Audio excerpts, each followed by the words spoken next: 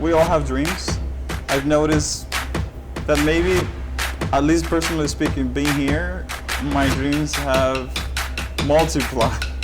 And every day I have something new. So fight for your dreams, be consistent, budget your time, get the time to get things done, the things that you care about. And you know, back in the days we used to say that the sky is the limit, but there's no limits. You set your limits.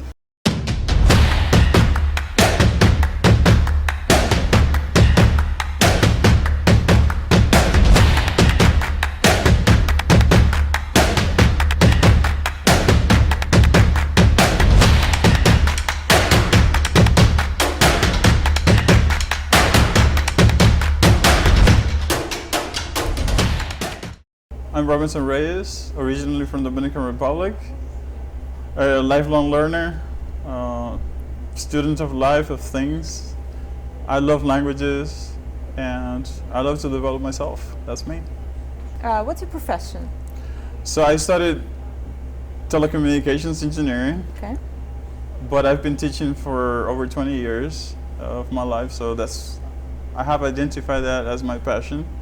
But I'm also an author, so I've published a few books and there's more coming.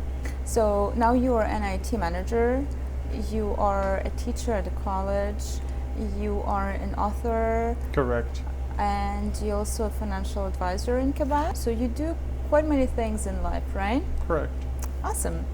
How did you reach to that state where you really find time to all these very different things? I think a lot of people complain about routines, but for you to be able to achieve things, you need to create a routine in your life. And when I talk about routines, is try to do things at the same time every day. For over a year, as of today, I've probably been waking up every day before 5 a.m. And I have a routine for the first 2 hours of my day where I either write or I record or I study something, and that's how I start my day. How a new immigrant would benefit from this kind of routine? I think anyone could benefit from it. Okay. Immigrants, first of all, you need to understand what's required of you when you arrive here. And since we're in Montreal, we're in Quebec, let's talk about it. The reality is you cannot just come with French and call it a day, or English and be saved. Montreal is pretty bilingual and we know that, but you should try to master both languages if you really want to make it far and get probably the positions that you had before coming.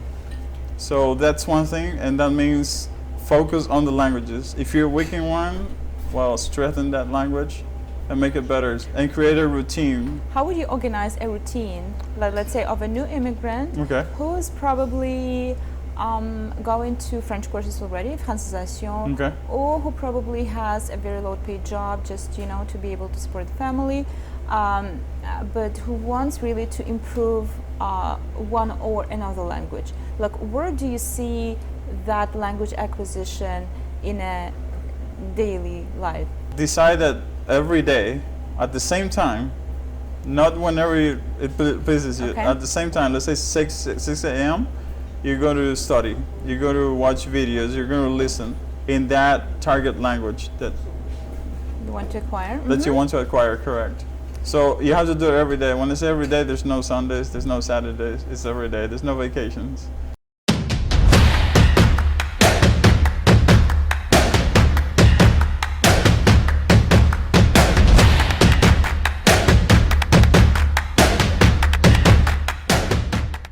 How did you get your first job in Canada? Because many people, yes, the language is very important, super important, right? And this is that everybody should start with.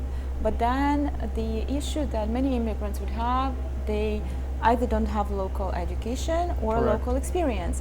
And that could be a hinder to get the first position in the country. Yes. So what was your strategy? Because I know that your strategy was quite different from others. So what did you do? Because you got your first job very quickly. I was sending between 10, 15, 20 CVs per day. And a lot of us know the website Indeed.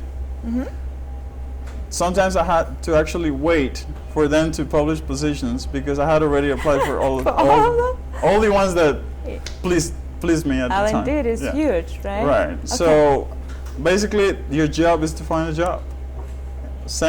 Don't tell me you're sending 1 or 2. It has to be 10, 15, 20 a day. Make sure those people out there that are hiring know your name. Okay, awesome. So that would be how to get the first position, probably. Now, how to grow, how to climb the ladder, because you did so. You have to get ready, you have to develop yourself, you have to show what you know, what you have. But at the same time, you also have to keep looking. The first job is not going to be your ideal job. And that's probably going to be for 98% of immigrants. Keep looking, don't close the doors. If you were already at a certain level before you came and you believe that you have the language levels, then it's just a matter of time for you to get back there. Never stop looking until you find that perfect spot where you feel comfortable. Well, it would never be perfect, right? And you also, as me, you think that we should diversify. So all Canadians should diversify the sources of income, but also immigrants, because it would ensure our financial security for long years, right? So what would your recommendation be towards this diversification? One question that I've started to ask people is, let's suppose that you and your husband or you and your wife both work. If one of them were to lose the job, would the other be able to support the family, to pay for the mortgage or the rent? Sustain the lifestyle that was created before. Exactly. When two of them are working. If the answer is no, then you're in trouble. You have to start looking for that extra resource. In my case, I found the right inspiration at the right time, maybe 3-4 years ago. But I've started to write ever since. As I've said at the beginning, I wrote a few books. That's an extra source of income. You might not be a writer, but there's something that you're good at. Just make it happen. Be creative. The other thing is we have websites or applications like Turo. You can rent your car, right? That's passive income. You rent your car, it's money that's going to be generated while most probably your car is not being used. If you have extra space, you have Airbnb. Those are things that are available to us. But also, like, I'm also teaching. Yes, I do have to sacrifice a little bit extra of my time, but it's something that I love doing. That's extra. And to tell you the truth, the more you have, the better, especially when you don't have to sacrifice your time. There's options out there, find them. How about people who say, I don't have time? It's a lie. Explain why it's a lie. We all have 168 hours in a week. Right. We all have 24 hours in a day. Right? So start, just like with finances, start studying what you're doing every day. Are you watching TV?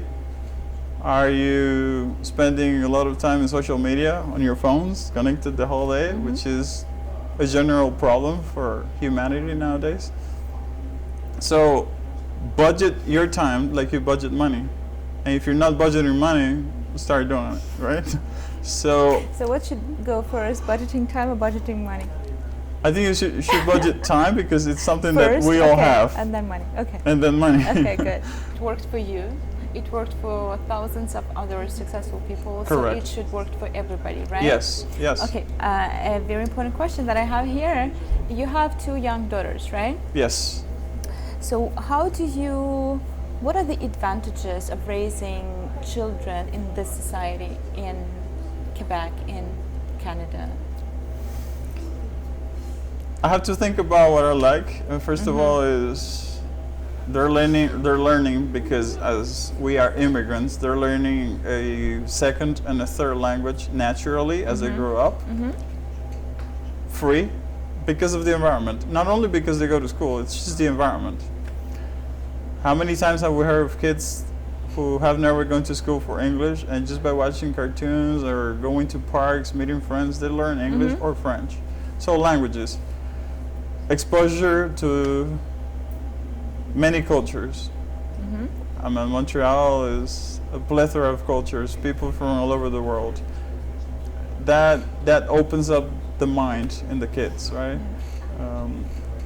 Maybe experience also science, museums, things that sometimes in our home countries we don't have. I think it's just more facility also, you know, even for our kids. Security. You see kids at 10, 11, 12 going to school, taking the metro on their own, the buses. It's safe, it's secure, and that's probably one of the main reasons why most of us came also to Canada when we found the opportunity to come. Thank you. Sure, a pleasure. Thank you so much.